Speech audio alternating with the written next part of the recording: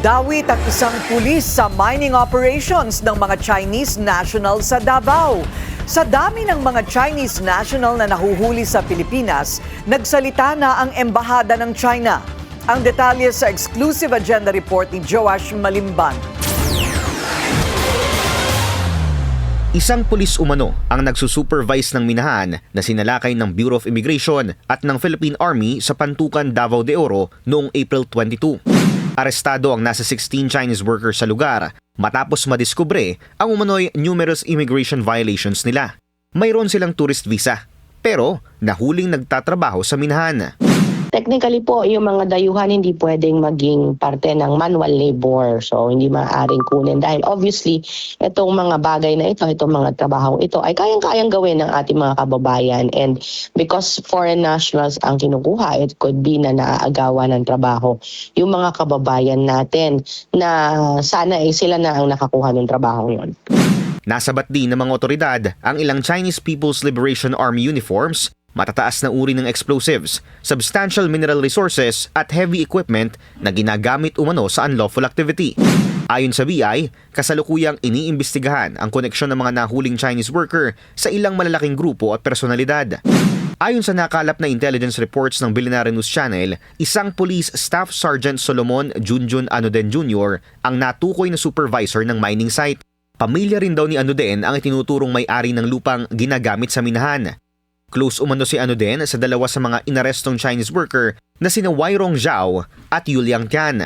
May record din daw sa Davao City BI office na binisita pa ni Anoden si Zhao kinagabihan matapos ang nangyaring raid sa minahan. Station si Anoden sa Mako Municipal Police Station pero madalang na raw itong jumuti. Ang kapalit umano ay ang pagbibigay nito ng pinansyal na tulong sa istasyon tuwing kapos ito sa budget. Sinubukan naming kunin ang panig ni Anoden at ng Mako Municipal Police Station pero wala pa silang tugon sa ngayon. Bukod sa minahan sa Pantukan, sinalakay din ng BI at ng Army ang isa pang minahan sa Tagum City, Davao del Norte, kung saan 4 na Chinese nationals naman ang nahuli. Ayon sa intelligence reports, konektado ang dalawang mining operations. Nasabat kasi dito ang dalawang alleged facilitators ng naturang operasyon na sina Yi Du at si Hu Liu. Sa intelligence profile kay Yi Du, sinabi ng mga otoridad na posibleng miyembro siya ng Chinese Communist Party. Parte rin daw siya ng Yinan Old Revolutionary Base Area Development Association na binubuo raw ng retired cadres, experts, scholars at mga negosyante sa Yinan County sa China.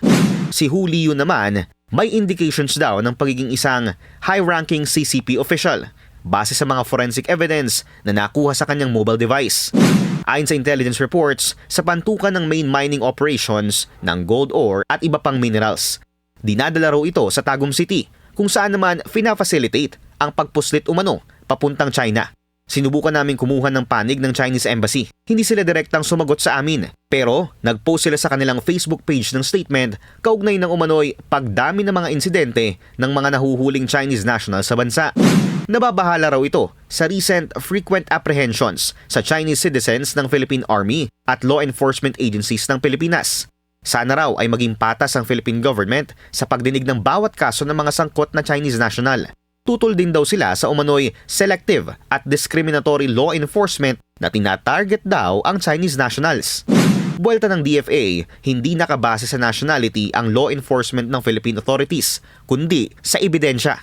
Paalala naman ng Chinese Embassy sa kanilang mga mamamayan sumunod sa local laws at umiwas sa mga gawain na taliwas sa kanilang purpose of entry o visa category. Para sa agenda, Joash Malimban, Billionaire News Channel.